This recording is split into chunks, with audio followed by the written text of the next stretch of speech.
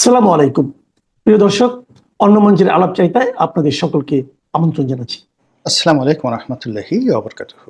সম্মানিত দর্শক, জনাব তারেক রহমান বিএনপির ভারপ্রাপ্ত চেয়ারম্যান সম্ভবত আমেরিকার খপ্পরে পড়েছেন এবং তিনি আমেরিকার যে কূটচাল, আমেরিকার যে লোভ এবং লালসা এবং আমেরিকার যে সকল মেশিনারিজ রয়েছে, যা দিয়ে বন্ধুত্বের আবরণে একটি মানুষকে, একটি সম্প্রদায়কে, একটি গোষ্ঠীকে, একটি জাতিকে যেভাবে সর্বনাশ করা হয়, সম্ভবত ঠিক সেই সর্বনাশের যে মায়াজাল, সেই মায়াজালের খপ্পরে বিএনপি পড়েছে। এবং এটা বিএনপির জীবনে নতুন কিছু নয়। বিএনপির যত দুর্ভোগ, যত দুর্দশা, প্রায় সব কিছুর মূলেই রয়েছে বিদেশ নির্ভরতা এবং বৈদেশিক কূটনীতি সুন্দরভাবে তারা হ্যান্ডেল করতে না পারার কারণে বিএনপি এ যাবৎকালে প্রতিষ্ঠার পর থেকে, অর্থাৎ শহীদ প্রেসিডেন্ট জিয়াউর রহমানের হত্যাকাণ্ড এবং আজ অবধি যা কিছু বিএনপির দুর্বলতা সব কিছুই ঘটেছে এই বিএনপির যে আন্তর্জাতিক রিলেশন, ফরেন রিলেশন, সেই রিলেশনগুলো তারা রীতিমতো হ্যান্ডেল করতে না পারার কারণে। মূল ব্যাপার হলো যে বিদেশি রাষ্ট্র সাধারণত যেভাবে কাজ করে, আপনি যদি ধরুন লরেন্স অফ অ্যারাবিয়া প্রথম মহাযুদ্ধে অটোম্যান সাম্রাজ্যকে, যাকে বলা হয়, পরাজিত করার জন্য মক্কা, মদিনা, সিরিয়া, লেবানন এই অঞ্চলে ব্রিটিশ প্রভুত্ব কায়েম করার জন্য এবং বেলফোর ডিক্লারেশন থেকে শুরু করে অন্য যে সকল আন্তর্জাতিক, যেমন বার্মা অ্যাক্টের মতো এরকম যে সকল মধ্যপ্রাচ্য কেন্দ্রিক যে সকল মাস্টার প্ল্যান ছিল, তা বাস্তবায়ন করার জন্য 100 বছর ধরে ইউরোপ এবং আমেরিকা সেখানে গুটির চাল চেলেছে।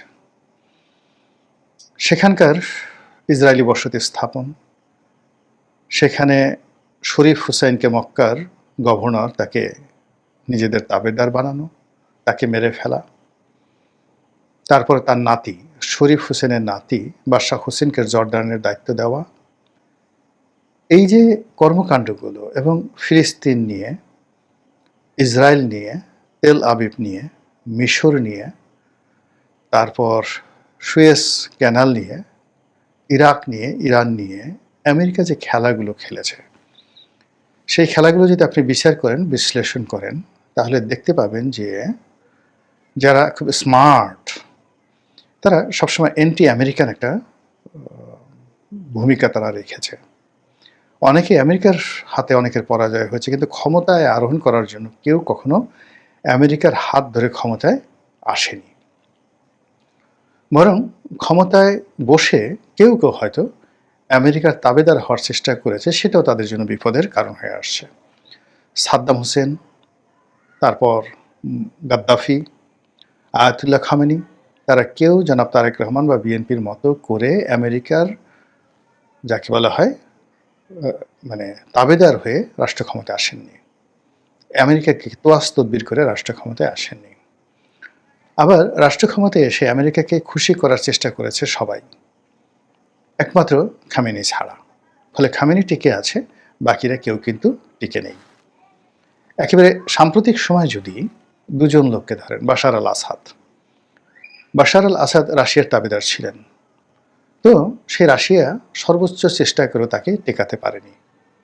এবং এই মুহূর্তে সিরিয়ার যিনি প্রেসিডেন্ট আল সারা, তিনি সারাটা জীবন আমেরিকার বিরুদ্ধে লড়াই করেছেন এবং আমেরিকার হাতে গ্রেপ্তার হয়েছেন। আইএসের বিরুদ্ধে লড়াই করেছেন, বাশারের বিরুদ্ধে লড়াই করেছেন, সিরিয়ার, তারপরে তুরস্কের বিরুদ্ধে লড়াই করেছেন। সবার বিরুদ্ধে লড়াই করে তিনি তার আপন শক্তিতে যখন ক্ষমতায় বসেছেন, অমনি ইসরায়েল বন্ধুত্বের হাত বাড়িয়ে দিয়েছে, সৌদি আরবিয়া বন্ধুত্বের হাত বাড়িয়ে দিয়েছে, এবং সঙ্গে সঙ্গে ডোনাল্ড ট্রাম্প, যাকে বলা হয়, বন্ধুত্বের হাত বাড়িয়ে সিরিয়ার উপর থেকে সকল নিষেধাজ্ঞা তুলে নিয়েছে। তো কাজেই আমেরিকাকে হ্যান্ডেল করার জন্য যদি সবচেয়ে সর্বোত্তম উদাহরণ হয়, তাহলে সেক্ষেত্রে আল সারা এই মুহূর্তে আমেরিকার, মানে সিরিয়ার যিনি প্রেসিডেন্ট, তার উদাহরণ দেওয়া যেতে পারে। কথাগুলো বললাম এই কারণে যে জনাব তারেক রহমান এবং বিএনপি এই জুলাই আগস্ট বিপ্লবের পর বা শেখ হাসিনার পতনের পর তাদের জন্য যে একটা অমিত সম্ভাবনা তৈরি হয়েছিল, সেই সম্ভাবনাগুলো তারা ব্রিটিশ রাষ্ট্রদূত, মার্কিন রাষ্ট্রদূত, তারপর ডক্টর মোহাম্মদ ইউনূসের প্রেস সেক্রেটারি, মানে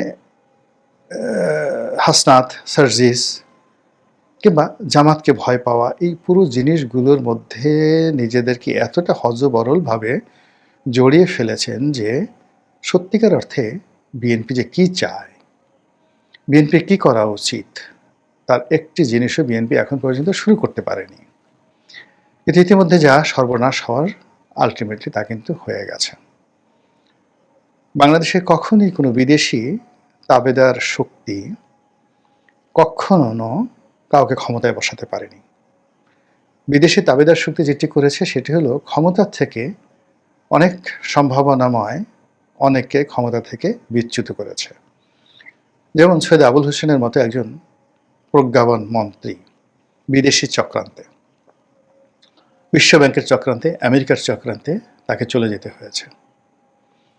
শেখ হাসিনাকে ক্ষমতা হারাতে হয়েছে, বঙ্গবন্ধুকে মরতে হয়েছে, জিয়াউর রহমানকে মরতে হয়েছে বিদেশি চক্রান্তে। কিন্তু যারা ক্ষমতায় এসেছে, বলতে গেলে এরশাদ সাহেব এবং 111-এর মঈনুদ্দিন ফখরুদ্দিন ছাড়া অন্য কেউ কখনো বিদেশি মদদে ক্ষমতায় আসেননি। তাদের পেছনে বিদেশি মদদ ছিল। হয়তো এখন এই যে ডিপ স্টেটের কথা বলা হচ্ছে, এখন এদের অনেকের বিরুদ্ধে বলা হয় যে বিদেশি মদদ আছে, কিন্তু মূল ব্যাপার হলো যে প্রকৃতি ঘটনাটা ঘটিয়ে দিয়েছে, এখানে বিদেশের কোনো হাত ছিল না। কিন্তু বিদেশিরা বিভিন্ন গ্রুপের সাথে যে যোগাযোগ রক্ষা করেছে, এর মধ্যে সবচেয়ে সংগঠিত যে গ্রুপটি ছিল তারাই এই সুযোগটা নিতে পেরেছে, বাকিরা নিতে পারেনি, এই যে আর কিছু না। তো কাজেই ক্ষমতায় আসাটা আসলে কখনো বিদেশিদের উপর নির্ভর করে না, কিন্তু ক্ষমতার থেকে চলে যাওয়াটা প্রায় বিদেশিদের উপর নির্ভর করে। এটা এখন নয়, সেই প্রাচীন যুগ থেকেই। ক্ষমতায় বসার পর আসলে বিদেশিদের খুব বেশি দরকার, কিন্তু ক্ষমতায় যাওয়ার জন্য আসলে কখনো বিদেশি সহযোগিতা একদম দরকার হয় না। ধরুন এখন ডক্টর মোহাম্মদ ইউনূস ক্ষমতায় আছেন, তাকে এই ক্ষমতায় যদি টিকে থাকতে হয় তাহলে আপন শক্তিমত্তায় টিকে থাকতে হবে। আর তিনি যেভাবে ক্ষমতায় আসছেন না কেন, ক্ষমতা থেকে যদি তাকে চলে যেতে হয় তাহলে বিদেশি শক্তিগুলো এখানে অনেকটা নিয়ামক ভূমিকা পালন করবে। আগামীতে বিএনপি, আওয়ামী লীগ, এই দুটো দলের যারাই ক্ষমতায় আসুন না কেন, আপন শক্তিমত্তা দ্বারা, কৌশল দ্বারা তাদেরকে ক্ষমতায় আসতে হবে, এটাই বাস্তবতা। তো সেই দিক থেকে সেই একজন মার্কিন রাষ্ট্রদূত তিনি লন্ডনে গিয়ে তারেক রহমান সাহেবের সাথে দেখা করবেন, তারপরে তাকে একটা গ্রিন সিগন্যাল দেবে, এই গ্রিন সিগন্যালের প্রেক্ষিতে প্রার্থী সিলেকশন হবে, তারা গিয়ে ভোট করবেন, ভোটের পরে নির্বাচিত হবেন। তারেক রহমান সাহেব বাংলাদেশে নির্বাচনের আগে আসবেন, পরে আসবেন, এটা কোনোদিন হবে না। এর কারণ হলো তারেক রহমান সাহেবের সঙ্গে বিএনপির সঙ্গে আমেরিকার যে একটা ধারাবাহিক সম্পর্কটা রয়েছে, বিশেষ করে 2001 সন থেকে আজ অবধি 25 বছর, সেই সম্পর্কের কোন জায়গাটি আপনি একটু বলেন তো সালাউদ্দিন সাহেব, মির্জা ফখরুল সাহেব কিংবা তারেক রহমান সাহেব কিংবা তার পররাষ্ট্র উপদেষ্টা যারা আছেন, সকলের কাছে আমার প্রশ্ন যে গত 25 বছরে আমেরিকার সঙ্গে আপনাদের এমন কি বন্ধুত্ব আছে, এমন কি সম্পর্ক আছে যার ভিত্তিতে আপনি তাদেরকে বিশ্বাস করতে পারেন? কিচ্ছু নেই। অধিকাংশ আমেরিকা এবং কানাডাতে 2001 থেকে 2006 সনের যে শাসনকাল, বিএনপির শাসনকাল, সেই পুরো শাসনকালকে একটি নেতিবাচক শাসনকাল, একটি দুর্নীতির শাসনকাল।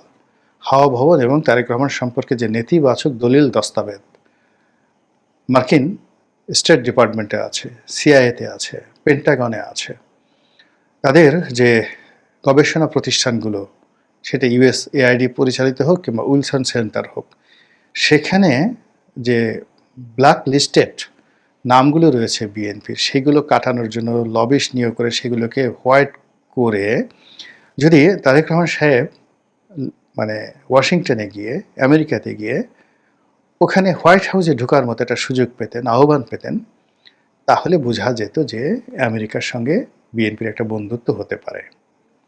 আদারওয়াইজ বিএনপি যখনই তারেক রহমান সাহেবের সঙ্গে বৈঠক করতে যাচ্ছে, আবার আমেরিকা যখনই বিএনপির সঙ্গে বৈঠক করতে যাচ্ছে, আবার তারেক রহমান সাহেব যখন আমেরিকার কোনো রাষ্ট্রদূতের সঙ্গে বৈঠক করতে যাচ্ছে, বিএনপির কোনো নেতৃবৃন্দ যখন যাকে বলা হয়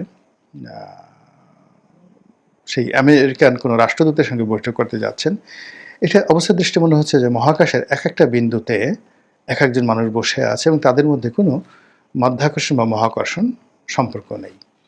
তিনি বিদেশে বসে স্কাইপেতে কথা বলছেন নেতাকর্মীদের সঙ্গে। আবার নেতাকর্মীরা অনেকে অতি উৎসাহী হয়ে লন্ডনে গিয়ে তার সঙ্গে দেখা করছেন। তিনি বাইরে কোনো হোটেলে, কোনো রেস্টুরেন্টে, কোনো কাফেতে বা কোনো যাকে বলা হয় ওই যে রাস্তার পাশে যে টং ঘরের যে দোকানগুলো থাকে, পাব বলা হয়, ইংল্যান্ডে পাব বলা হয়, সেই পাবের বসে তিনি আলাপ আলোচনা করছেন খুব ক্যাজুয়াল ড্রেসে। বিশ্বাস করেন এতে করে নেতাকর্মীদের সাথে সম্পর্ক তৈরি হয় না। দেখলাম খন্দকার মোশাররফ সাহেবের মতো মানুষ ইংল্যান্ডে গেছেন এবং সেখানে একটা ছবি আসছে, দুজনের আই কন্ট্যাক্ট, দুজনের বডি ল্যাঙ্গুয়েজ দেখে মনেই হয়নি যে এদের মধ্যে আসলে কোনো সম্পর্ক আছে। যদি এমন একটা দৃশ্য দেখতে পেতাম যে তারেক রহমান সাহেবের বাসায় অনুষ্ঠান হচ্ছে, এক টেবিলে বসে খাচ্ছেন, ইভেন বাংলাদেশি কালচার তো আছে, দেখুন কোনো একটা ডিল হয়নি, কিন্তু 2006 সনে তারেক রহমান সাহেব একবার এরশাদ সাহেবের বাসায় গিয়েছিলেন। তো তাকে সম্মান জানানোর জন্য এরশাদ সাহেবের বাসায় রান্না হয়েছিল, এক টেবিলে বসছেন, কথাবার্তা হয়েছে, চমৎকার একটা পরিবেশ হয়েছে, কিন্তু আলোচনায় ভালো ফলাফল হয়নি। কিন্তু এটাই বাংলাদেশের কালচার। তো সেই কালচারটি আমরা এখন পর্যন্ত তারেক রহমান সাহেবের লন্ডনের যে বাসা সেখানে দেখিনি। তার স্ত্রীকে নিয়ে, তার সন্তানকে নিয়ে বিএনপির যারা নেতাকর্মী তাদের স্বপ্নের শেষ নেই। জাইমা বিএনপির নেতাকর্মীদের চোখের মণি, কিংবা মিসেস তারেক রহমান অর্থাৎ ডক্টর জুবাইদা, তিনি দলের মধ্যে অসম্ভব জনপ্রিয়, কিন্তু এই জনপ্রিয়তা অনেকটা মানে ফুলানো ফাঁপানো বেলুনের মতো। এটি নষ্ট হতে একটা মিনিট সময় নেবে না। যখনই এই নেতাকর্মীরা তাদের কাছ থেকে কাঙ্ক্ষিত ব্যবহার আচরণ না পাবেন, মুহূর্তের মধ্যেই জনপ্রিয়তাটা উল্টে যাবে। আর এটাকে ধরে রাখার জন্য যেটি দরকার সেটা হলো the family relation and adoption, যেটা তারেক রহমান সাহেব লন্ডনে বসে পারছেন না, করছেন না, হচ্ছে না, এরকম একটা অবস্থা। তো এই গেল বিএনপি নেতাকর্মী। অন্যদিকে এই যে রাষ্ট্রদূতদের সাথে সম্পর্ক, মানে আমি কি বলবো, একটা সময় প্রায় বাংলাদেশে ইউরোপিয়ান বলেন, স্ক্যান্ডিনেভিয়ান বলেন, এশিয়ান বলেন, সকল রাষ্ট্রদূতের সঙ্গে আমার একটা ভালো সম্পর্ক ছিল। বিভিন্ন গোয়েন্দা সংস্থার লোকজন, আমি যখন সংসদ সদস্য ছিলাম, একেবারে টপ টু লো, তাদের সঙ্গে ভালো সম্পর্ক ছিল। বিশ্বাস করেন আমার ক্ষতি ছাড়া লাভ হয়নি, একটি পয়সার উপকার হয়নি।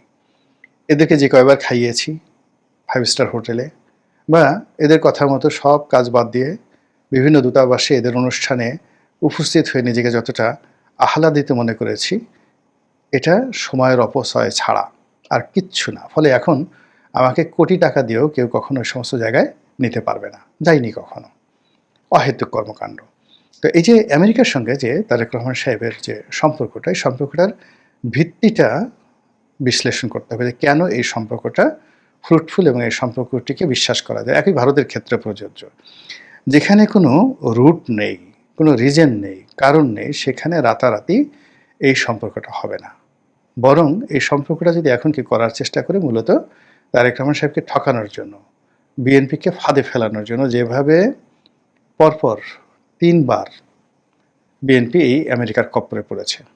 2014 সনে বিএনপির যে আন্দোলন ছিল, ওটা যদি কন্টিনিউ করত তাহলে আওয়ামী লীগ সরকার টিকতে পারত না। কিন্তু ড্যান ডাব্লিউ মজিনার সেই যে মিষ্টি মিষ্টি কথায় বিএনপি আন্দোলন থেকে সরে আসলো। 2018 সনে পর্দার আড়ালে যে খেলাধুলা হয়েছিল এবং আমেরিকা যে অ্যাসুরেন্স দিয়েছিল, সেইটাকে বিএনপি বিশ্বাস করেছিল।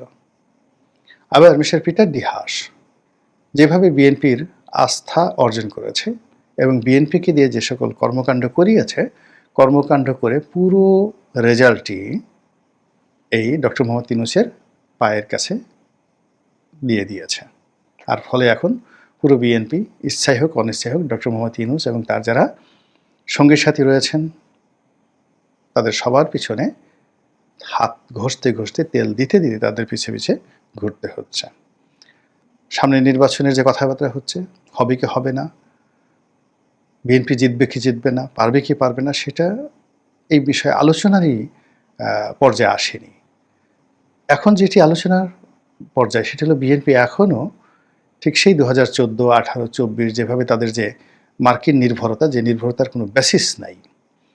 যদি তারেক রহমান সাহেব লন্ডনে তার সঙ্গে এই যে রাষ্ট্রদূত, বাংলাদেশের ভারপ্রাপ্ত রাষ্ট্রদূত দেখা করতে যাচ্ছেন, আমি হলে বলতাম যে আমি আমেরিকাতে গিয়ে তোমাদের পররাষ্ট্রমন্ত্রীর সঙ্গে কথা বলতে চাই, প্রেসিডেন্টের সঙ্গে কথা বলতে চাই, আমি ফিউচার প্রাইম মিনিস্টার।